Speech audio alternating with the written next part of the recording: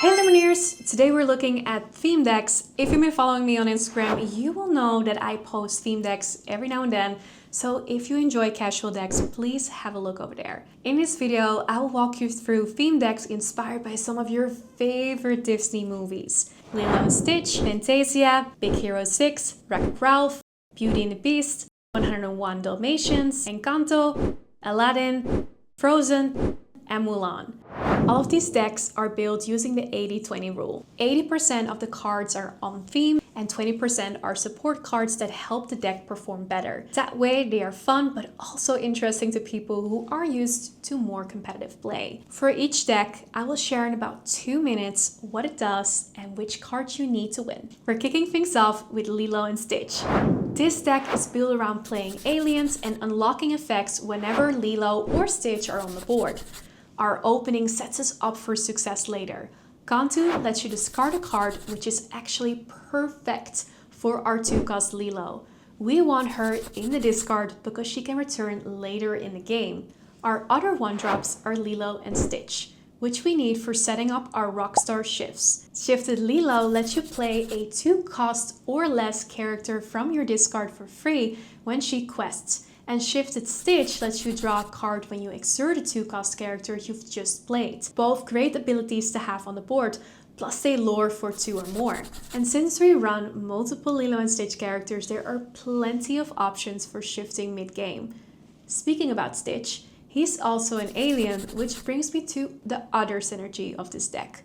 Grand Councilwoman gives all your other aliens +1 lore when she quests.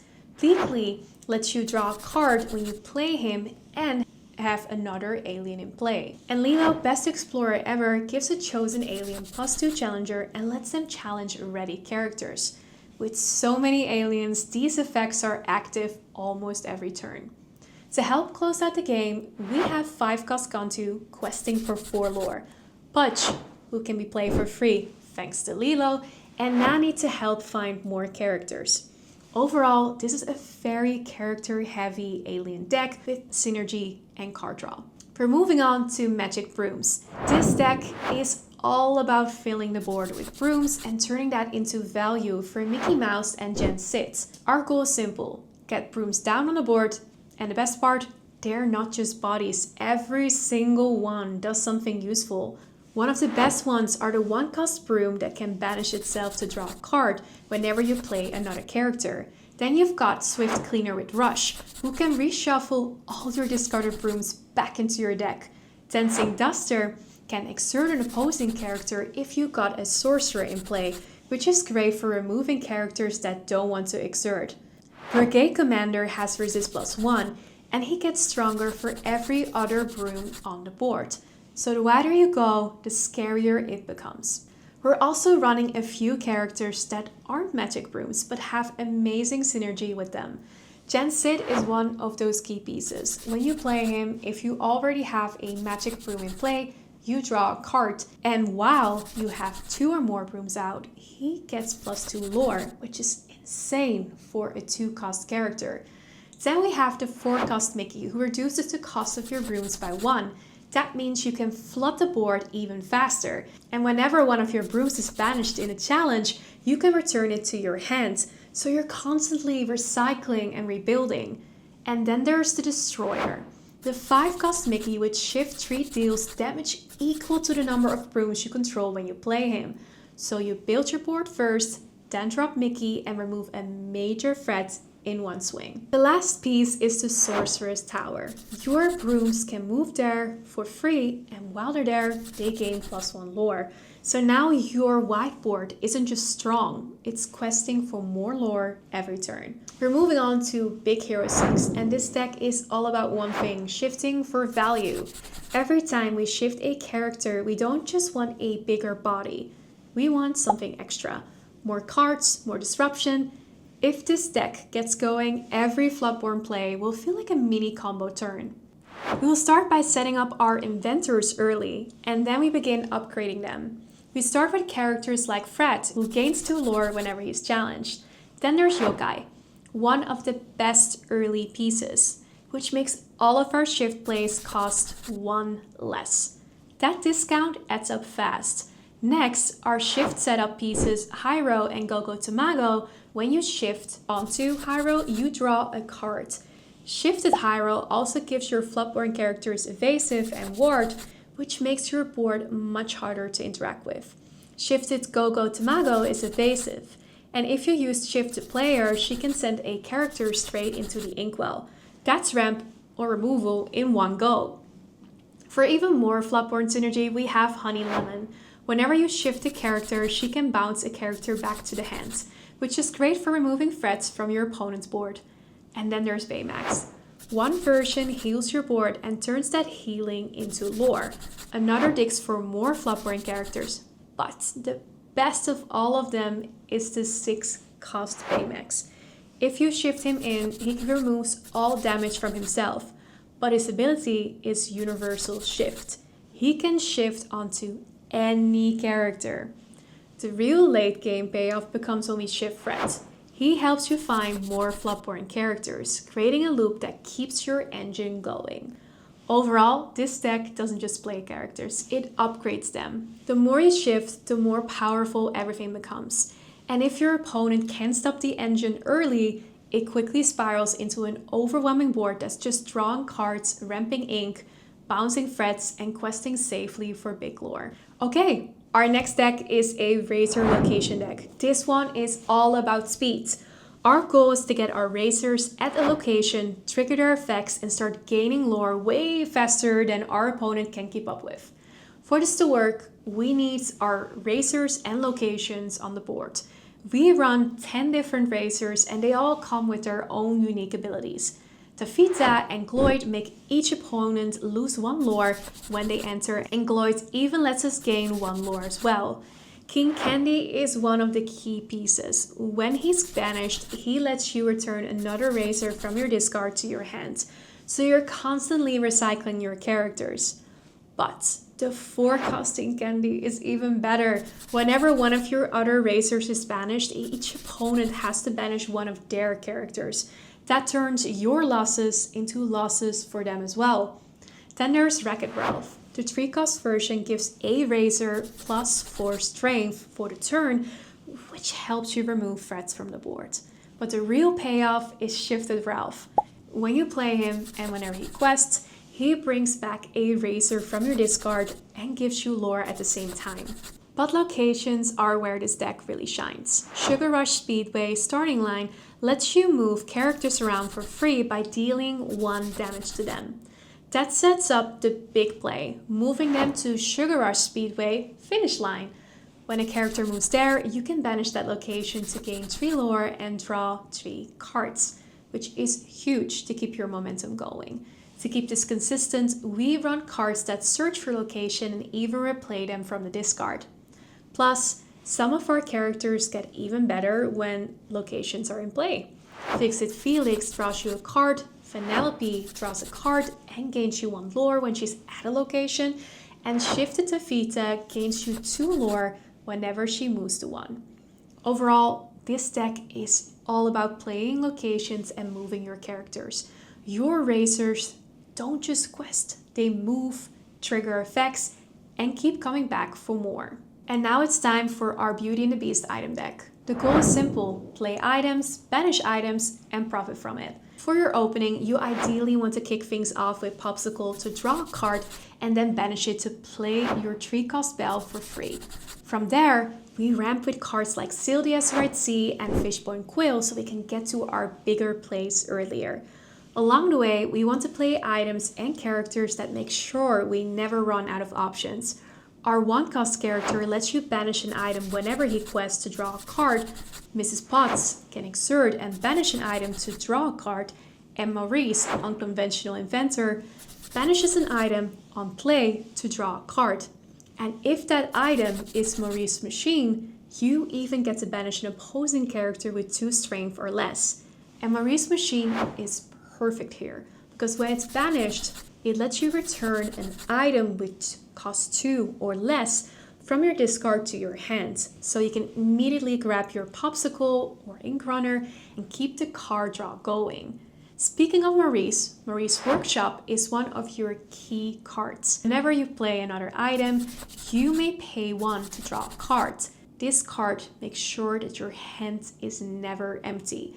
And let's not forget Maurice, world famous inventor. Whenever he quests, it becomes cheaper to play your next item. And whenever you play an item, you may draw a card. These Maurice cards are basically the engine of this deck. But the true payoff is Shifted Belle. She gets cheaper for every item in your discard. And whenever she quests, you can put up to 3 items from your discard back into your deck to gain 1 lore for each. So suddenly, all those items you've been banishing are turning into a big lore gain. And if that wasn't enough, Belle with 10 ink gets +4 lore, and Lucky Dime can copy that lore amount. Therefore, this deck can explode out of nowhere. You're constantly drawing cards, ramping, and turning discarded items into lore. It starts slow, but once the machine is running, it becomes very hard to stop. Next up, we have 101 Dalmatians. This deck is all about one thing: puppies, lots of them. Our goal? Go white. Fill the board with puppy characters, protect them, and turn that big board into massive lore gain. The more puppies you have, the stronger everything becomes. Every puppy brings a unique ability. One of the most helpful ones is Lucky. The 3-cost version digs for more puppies by looking at the top 2 cards of your deck, while the 4-cost version looks even deeper and reveals your hand with low-cost characters. 2 other great puppies are Pepper and Raleigh. Pepper turns banished puppies into ink, and Raleigh lets you move characters from your discard into your inkwell. So even when your puppies leave the board, they're still bringing value. But what are puppies without their parents? Perdita is one of the key engines of this deck. The 4-cost Perdita makes your next puppy cheaper and gives all your puppy characters wards, making it much harder for your opponent to remove them. And then we have the 6-cost Perdita, who you can shift as early as turn 4. She moves all your puppy characters from your discard straight into your inkwell, giving you a massive ramp jump in one single turn. And of course, we can't forget Pongo. At the start of your turn, he lets you play a puppy directly from your inkwell for free. Suddenly, your ink isn't just resources, it's a way to bring back puppies onto the board. But even puppies grow up, which brings us to the final key card of this deck, Thunderbolt. He adds protection with Bodyguard and can shift on top of any puppy, turning your small board pieces into real threats. And items like Television Set help you constantly find more puppies to keep the engine running. More puppies means more lore, more protection, and more board control. Your opponent might be able to deal with a few, but stopping 101 of them, that's a different story. Next up is Encanto. And this deck is all about singing songs. Just playing them, singing them for extra value. Our goal is simple: get our Madrigal family members on the board who reward us every time we sing. Then we use those songs to gain lore, draw cards, and even find more characters and songs to keep the engine going. Mirabelle might not have a gift, but she is the heart of this deck. Some versions gain lore when you reveal a song, others provide support, and a 3-cost Evasive Singer lets you sing your bigger songs earlier without paying the full cost. And once we start singing, this deck really takes off. To keep the music going, we shift our cheaper Mirabelles into the 6-cost version as early as turn 4. Whenever she quests, you can return a song which costs 3 or less from your discard to your hand, which is great to sing songs over and over again. And just like a true family, everyone supports each other. Peppa gives you 1 lore whenever 1 or more of your characters sing a song. Antonio lets you search your deck for a 3-cost character whenever you sing, and Abuela takes it even further. When your characters sing, she can ready them so they can still quest or stay safe from challenges. Speaking of songs, we're running plenty. The Family Madrigal helps you find more family members and songs. Fantastical and Magical can turn into a huge sing-together moment for card draw and lore, and even smaller songs like This Is My Family or Friends on the Other Side help you to keep your hand full. This deck turns every song into a win. You're gaining lore, drawing cards, searching your deck, and readying characters, all from doing what this family does best, singing together. And now we move to Aladdin, and this deck is all about ally synergy. The plan? Flood the board with allies and turn that whiteboard into power. To kick things off, we really want to get our forecast shifted Jasmine on the board as quickly as possible. She will help us find more allies every time she quests, because Jasmine looks at the top 3 cards of your deck and lets you reveal an ally. And we're playing a lot of allies. Most of them already bring lore value, but some of them have great abilities as well. Genie becomes evasive during your turn, helping you remove evasive characters. Iago can be challenged if you have another exerted character in play, and Rasul gets stronger while he's damaged. So even before you go wide, your characters are already annoying to deal with. While Jasmine helps you find allies, Aladdin helps you play them. The forecast Aladdin lets you play an ally with cost 3 or less for free whenever he quests. And while it's exerted, your allies gain +1 strength. So suddenly, your white board isn't just questing for lore, it's becoming more and more powerful. The 6-cost Aladdin takes on more of a protector role. With Bodyguard, he keeps your key characters safe, and whenever one of your allies quests, he can remove up to 2 damage from himself. That makes him surprisingly hard to remove. And if we ever run low on cards, we've got backup plans. The 5-cost Jasmine can reveal your hand based on how many allies you have in play, or we can sing A Whole New World and reset both hands to 7 cards, which often benefits us more because we can play allies for free with Aladdin. Overall, this deck rewards you for going wide. The more allies you have, the stronger your turns become. More strength, more free plays, more card draw, and more pressure. Now we head to Arendelle. This deck is all about everyone's favorite sisters, Anna and Elsa. On their own, they're solid cards, but together they become unstoppable. The plan is simple. We want both Elsa and Anna in play to fully unlock their abilities. For example, Elsa gains lore if Anna is in play, and that's just the beginning. This deck runs 5 different Elsas and 4 different Annas, all working together as one team. Elsa's abilities help you gain lore, draw cards, boost your characters, and exert opposing threats.